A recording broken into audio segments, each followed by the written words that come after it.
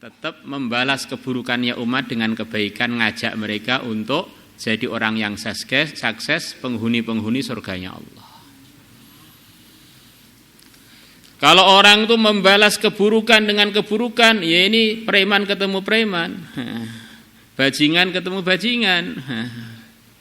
Tapi kalau orang membalas keburukan dengan kebaikan, ini namanya orang takwa. Ini namanya pengikutnya para anbiya, ini namanya orang yang mengamalkan ilmunya. Kenapa? Karena kita ini di dunia ini mau buat kebaikan. Mengenai orang buat keburukan, kenapa kita ikut-ikutan buat keburukan? Akhirnya kita akan sama-sama buruk dengan dia. Apa bedanya? Oh, dia nyemooh saya ganti toh. Nah, ya berarti kamu dengan dia sama aja pencemooh. Nah, dia melototin saya ganti toh, tak ludahi. Nah, kamu lebih buruk orang melotot atau diganti dengan ludah. La ilaha illallah. Jadi orang itu kalau pertimbangannya itu saya ini pengen dapat kebaikan, nanti bisa ngontrol emosi, bisa ngontrol sikap. Tapi kalau hanya sekedar cari puas, cari balas dendam, ya akhirnya jadi pendendam, bukan orang yang berbuat kebaikan. Nah kalau orang itu berbuat begitu tuh apa yang terjadi? Fa idzal ladzi, maka ternyata orang yang bainaka, yang ada antara engkau, wa bainahu, dan antara dia, adawatun, permusuhan. Jadi kalau orang itu membalas keburukan dengan kebaikan, orang-orang yang ada permusuhan dengan kita, ka'annahu waliyun hamim, seakan-akan orang tadi waliyun, teman, hamimun, yang akrab, yang dekat. Jadi kalau kita buat begitu itu baik, dibuat buruk, kita buat baik pada orang tersebut, nanti akhirnya musuh-musuh kita akan jadi teman-teman karib kita. Orang itu yang hebat itu bagaimana toh? Dengan sebab dia musuh-musuhnya masuk surga. Nah, itulah kerjanya para anbiya dan kerjanya para sahabat, kerjanya para dai-dai selepasnya. Musuh jadi teman masuk surga. Itu orang hebat. Tapi kalau orang yang paling jelek itu gimana? Musuhnya tetap jadi musuh, sudah jelek. Nggak ada yang dapat hidayah sebab dia, karena dia pun membalas dengan permusuhan. Ada yang lebih jelek lagi, teman-temannya jadi musuh dia. Bahkan teman-temannya didoakan buruk oleh dia. Bahkan teman-temannya dengan sebab dia jauh dari kebaikan. Itu sudah buruk sekali.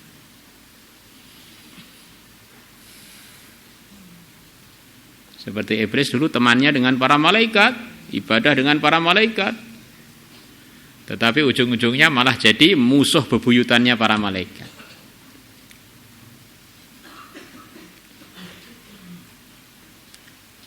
La ilaha illallah.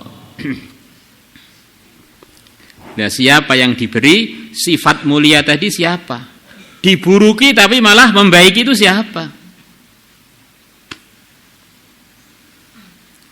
Orang yang mempunyai dua nasib ini, dua sifat dan satu nasib, satu sifat dan dua nasib. Wa ma yulaqaha, dan tidak dianugerahi sifat mulia tersebut, illal ladzina sabaru, kecuali orang-orang yang sabar. Jadi dia tidak mengikuti emosinya, tapi dia memang sabar, bisa menahan diri, menahan emosi. Yang dipertimbangkan adalah kebaikan, ridhonya Allah, bukan yang dipertimbangkan marah dia, emosi dia.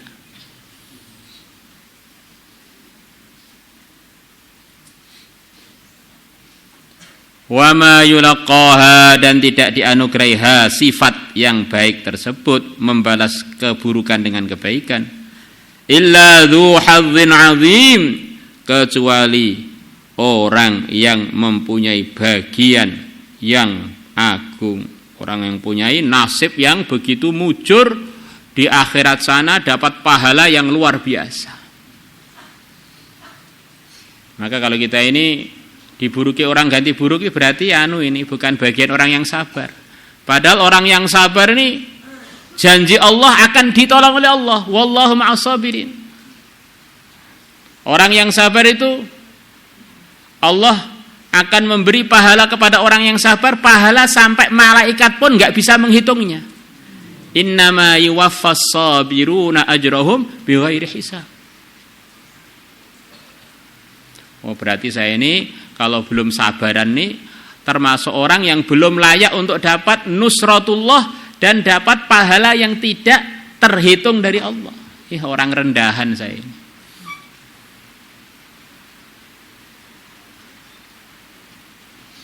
Wa ma yulaqaha illa dzu hadzin azim.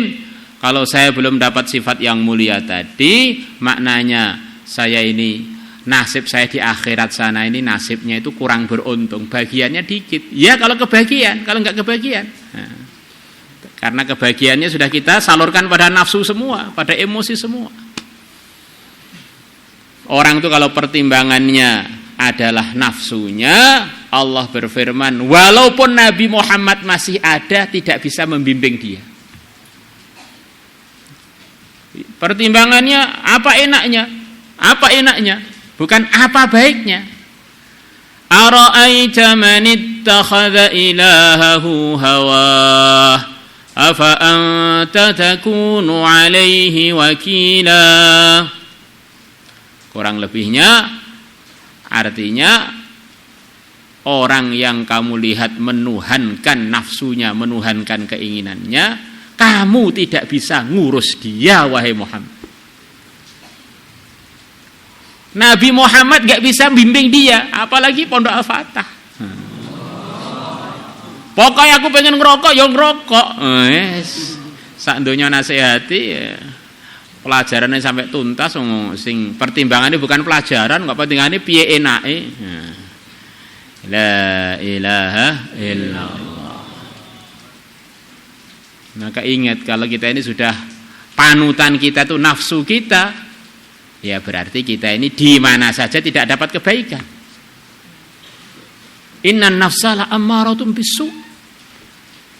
Tapi kalau orang itu pertimbangannya ridhonya Allah, walaupun di istananya Fir'aun, bahkan di kamarnya Fir'aun, bahkan jadi istrinya Fir'aun, tidak terpengaruh dengan Fir'aun. Contohnya siapa? Asiyah, istrinya Fir'aun, yang akhirnya Nabi bersabda itu Asiyah akan jadi istri saya nanti di surga. Akan ada walimah besar di surga sana. Walimahnya Asiyah dengan yang mulia Nabi besar Muhammad SAW. Semoga kita nanti diundang.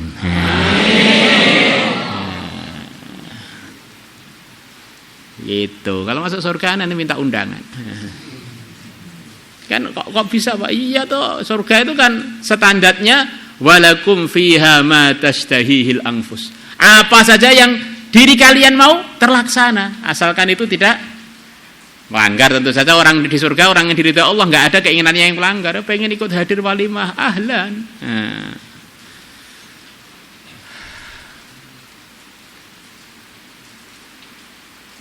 La ilaha illallah. Tapi kalau orang itu pertimbangannya nafsunya, walaupun ayahnya adalah pertama kali Nabi di dunia ini, bahkan dia hamilnya pun di surga, yaitu Qabil, ya ayahnya pun tidak mampu untuk membimbingnya.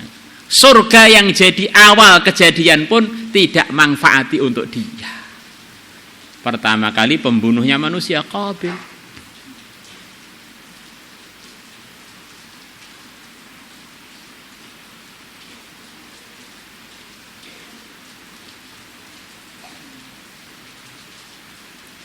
Istrinya Nabi Lot, Nabi Nuh di tempat yang terbaik, suami yang terbaik, suasana terbaik, tapi malah bukan ikut suaminya, malah ikut orang-orang kafir. Jadi ceritanya manusia di dunia ini memang kalau nggak dapat hidayah ya dididik oleh siapapun tidak bisa. Jadi kalau sudah dipilih oleh Allah, dimanapun dia akan jadi orang baik.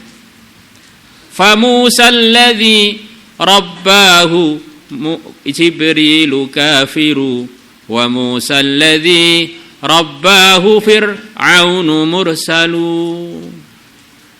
Musa yang dididik oleh malaikat Jibril ujung-ujungnya jadi orang kafir. Musa siapa itu? Musa Samiri. Dari kecil yang merawat dia malaikat Jibril. Fa Musa alladzi rabbahu fir'aunu mursalu. Musa yang dididik waktu kecilnya oleh Fir'aun diutus oleh Allah, dipilih oleh Allah untuk menjadi utusan Allah, bukan utusan Allah saja, ulul azmi minar rusul, yang banyak ulama berpendapat derajat beliau adalah selepas derajatnya yang mulia Nabi besar Muhammad sallallahu alaihi wasallam. Suasana itu penting, pelajaran itu penting, guru yang baik itu penting, tapi ada yang lebih penting dari itu semua, pilihan dari Allah. Kadang-kadang itu ngaji nggak pernah doa nangis, ya Allah pilihlah saya, nggak pernah. Pokoknya masuk kelas tidur di kelas, masuk kelas tidur di kelas, itu aja. Lah kalau nggak pernah minta bagaimana mau diberi? Minta aja nggak pernah loh. Akhirnya berangkat ngaji itu ogah-ogahan, ngeluyur, semangat 45, jajan semangat apa itu 65. La ilaha illallah. Ya, insyaallah hari ini itu. Nanti lepas maghrib teman-teman santri semuanya, putra putri, kita minta baca ayat hirzi tambahan minimal 1 kali. Dengan Quran diatur aja di halaqah masing-masing satu juz.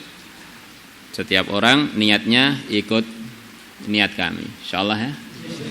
Biar semuanya barokah, negara aman, kemudian orang Islam ditolong oleh Allah, bersatu dalam ridhonya Allah. Antum semua jadi wali-wali Allah. Duitnya banyak, halal lagi. Dengan duit banyak halal, aminnya dari hati. Insyaallah istrinya solihah, suaminya soleh. Allah. Begitu.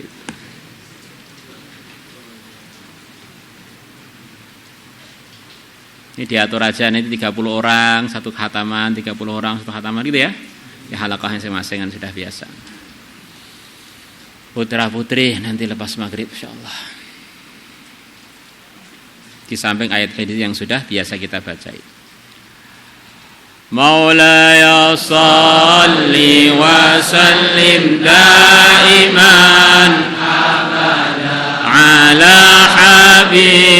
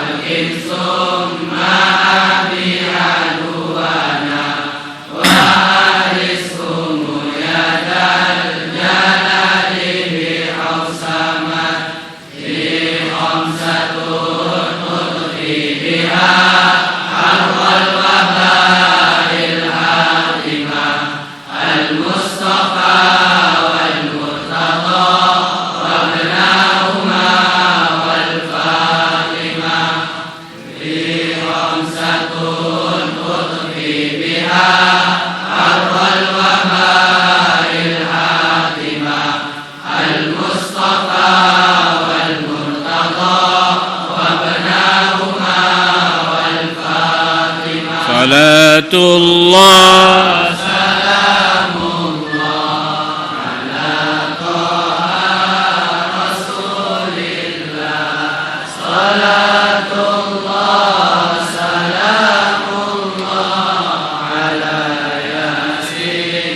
Amin.